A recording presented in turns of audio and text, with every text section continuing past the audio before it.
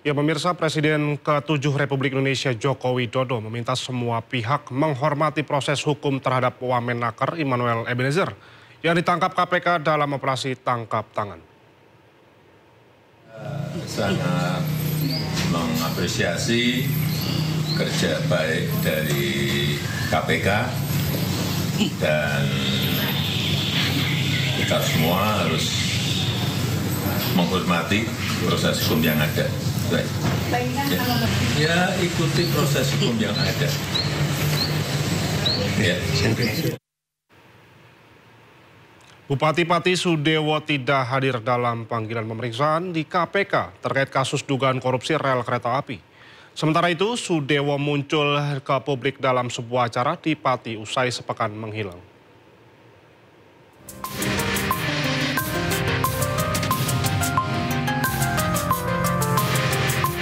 Komisi Pemberantasan Korupsi memanggil Bupati Pati Sudewo untuk diperiksa sebagai saksi terkait kasus dugaan korupsi proyek jalur kereta api Jumat kemarin. KPK menduga Sudewo menerima komitmen fee dari pembangunan jalur kereta api saat menjabat sebagai anggota Komisi 5 DPR, namun Sudewo tidak hadir.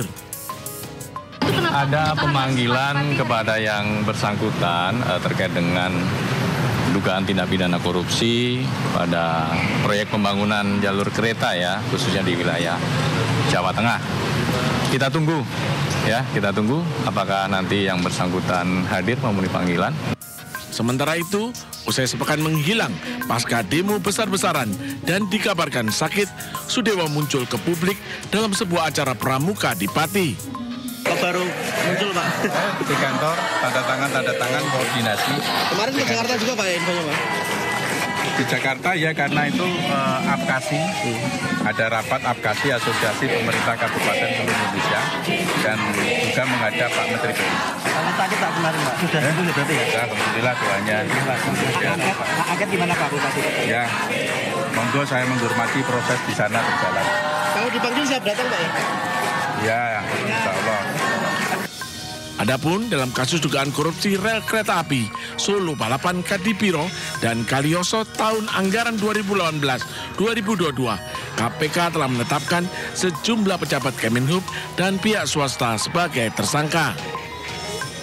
Tim Liputan iNews melaporkan.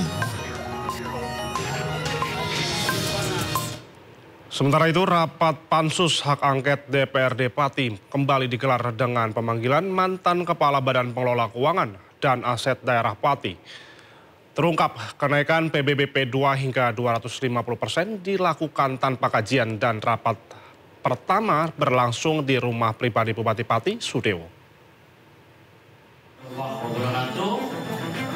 Salam yang hadir yang bisa mengikuti secara langsung di kantor. Rapat Pansus Hak Angket DPRD Pati menghadirkan mantan Kepala Badan Pengelola Keuangan dan Aset Daerah atau BPKAD Pati, Sukardi. Dalam rapat, tim Pansus mencecar Sukardi sejumlah pertanyaan terkait dasar kenaikan PBBP 2 di Kabupaten Pati. Sukardi pun menjelaskan pada 23 Maret 2025, dirinya hanya hadir karena diundang tanpa tahu siapa pengundang resmi. Ia juga membenarkan rapat pertama kenaikan PBB tersebut digelar di rumah pribadi Bupati Sudewo, tanpa kehadiran sekretaris daerah dan asisten bupati.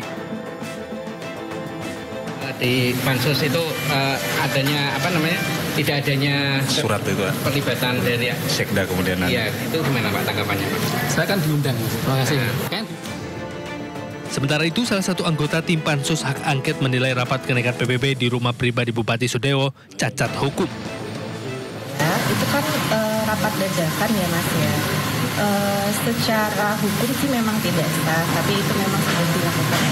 Dari hasil rapat? Tadi ditemukan dari BPKAD yang lama belum ada kajian terkait kenaikan. Berarti kenaikan PBB tanpa kajian Mbak ya? Belum ada kajian. Rapat Pansus Hak Angket akan dilanjutkan dengan agenda mendengarkan keterangan dari Kepala BPKAD Pati dan Dinas Inspektorat yang saat ini menjabat. Dari Pati, Jawa Tengah, Lazarus Sandi, iNews melaporkan. Ya pemirsa, Komisi Pemberantasan Korupsi menetapkan Wakil Menteri Ketenagakerjaan Immanuel Ebenezer sebagai tersangka dalam dugaan pemerasan pengurusan sertifikasi K3. Selain Immanuel, 10 orang lainnya juga ditetapkan jadi tersangka.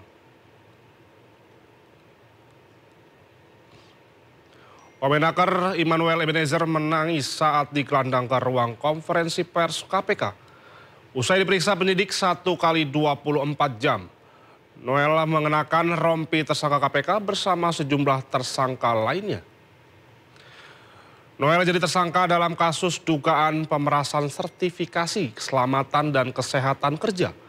Dalam prakteknya, pekerja atau buruh harus mengeluarkan biaya sebesar 6 juta rupiah dengan tekanan memperlambat, mempersulit, atau tidak memproses sertifikasi tersebut.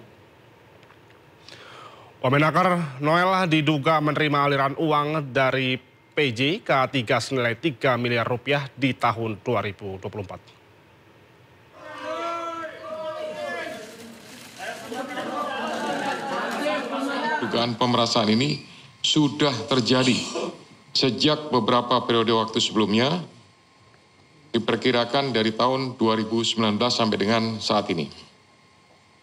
Adapun konstruksi perkaranya, atas penerimaan uang dari selisih antara yang dibayarkan oleh para pihak yang mengurus penerbitan sertifikat K3 kepada perusahaan jasa K3 atau PJ K3 dengan biaya yang seharusnya sesuai dengan tarif PNBP, kemudian uang tersebut mengalir ke beberapa pihak, yaitu sejumlah 81 miliar. Dengan rincian, nanti akan didetailkan, pada tahun 2019 sampai dengan 2024, IBM diduga menerima aliran uang sejumlah 69 miliar melalui perantara. Uang tersebut selanjutnya digunakan untuk belanja, hiburan, DP rumah, setoran tunai kepada GAH, HS, dan beberapa pihak lainnya. Serta digunakan untuk pembelian sejumlah aset seperti beberapa unit kendaraan roda 4 hingga penyertaan modal pada 3 perusahaan yang terafiliasi PJ K3. Kemudian GAH diduga menerima aliran uang sejumlah 3 miliar dalam kurun waktu 2020 sampai dengan 2025 yang berasal dari sejumlah transaksi, diantaranya setoran tunai mencapai 2,73 miliar, transfer dari IBM sebesar 317 juta, dan 2 perusahaan di bidang PJ K3 dengan total 31,6 juta. Uang tersebut digunakan untuk keperluan pribadi, dibelikan aset dalam bentuk pembelian 1 unit kendaraan roda 4 sekitar 500 juta dan transfer kepada pihak lainnya senilai 2,53 miliar. Kemudian SP diduga menerima aliran dana sejumlah 3,5 miliar pada kurun waktu 2020 sampai dengan 2025 yang diterimanya dari sekitar 80 perusahaan di bidang PJ K3. Uang tersebut digunakan untuk keperluan pribadi, diantaranya transfer ke pihak lain, belanja, hingga melakukan penarikan tunai sebesar 291 juta. Kemudian AK diduga menerima aliran dana sejumlah 5,5 miliar pada kurun waktu 2021 sampai dengan 2024 dari pihak perantara. Kemudian sejumlah uang tersebut mengalir kepada pihak penyelenggara negara, yaitu IEG, sebesar 3 miliar pada bulan Desember 2024. Kemudian FAH dan HR sebesar 50 juta per minggu.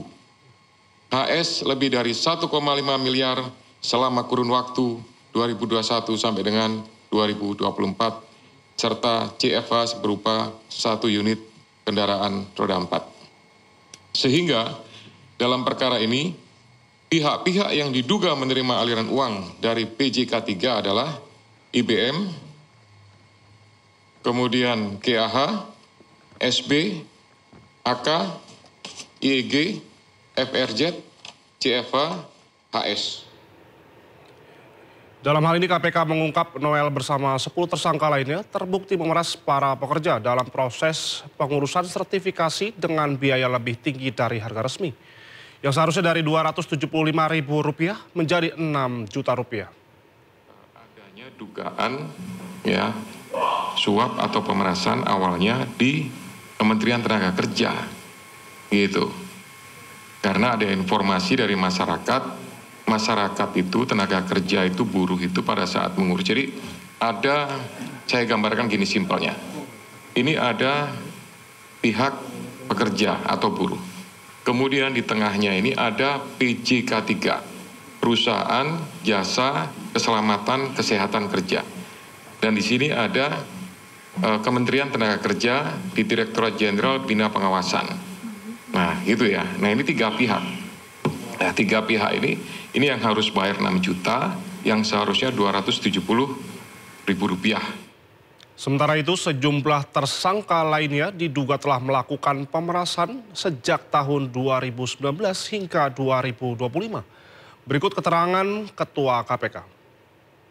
Ketika kegiatan tangkap tangan, KPK mengungkap bahwa dari tarif sertifikasi K3 yang sebesar Rp275.000, tapi fakta di lapangan menunjukkan bahwa para pekerja atau buruh harus mengeluarkan biaya hingga Rp6 juta karena adanya tindak pemerasan dengan modus memperlambat, mempersulit, atau bahkan tidak memproses permohonan pembuatan sertifikasi K3 yang tidak membayar lebih tersebut.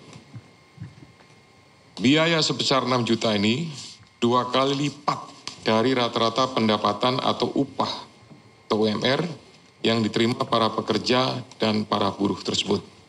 Oleh karena itu, penanganan perkara ini sekaligus sebagai pemantik untuk upaya pencegahan korupsi pada sektor ketenagakerjaan yang lebih serius ke depannya, agar pelayanan publik dapat terselenggara dengan mudah, cepat, dan murah, sehingga tidak merugikan masyarakat sebagai pekerja atau buruh. Dalam kasus ini, KPK juga merilis hasil operasi tangkap tangan yang menjerat Wamenakar Immanuel Ebenezer. Noel yang mengenakan rompi oranye tak kuasa menahan air mata di depan awak media. Immanuel Ebenezer tak kuasa menahan air mata saat berjalan bersama tersangka lain di konferensi pers KPK. Mantan Ketua Umum Jokowi Mania ini berjalan mengenakan rompi oranye khas KPK sambil menahan tangisnya. KPK juga menjadikan Ebenezer sebagai tersangka karena terbukti menerima uang Rp3 miliar dalam dugaan pemerasan pengurusan sertifikasi keselamatan dan kesehatan kerja. Total ada 14 orang yang ditangkap KPK dalam operasi tangkap tangan di Jakarta. Dalam operasi senyap ini KPK juga menyita 15 unit mobil, 7 sepeda motor dan uang miliaran rupiah.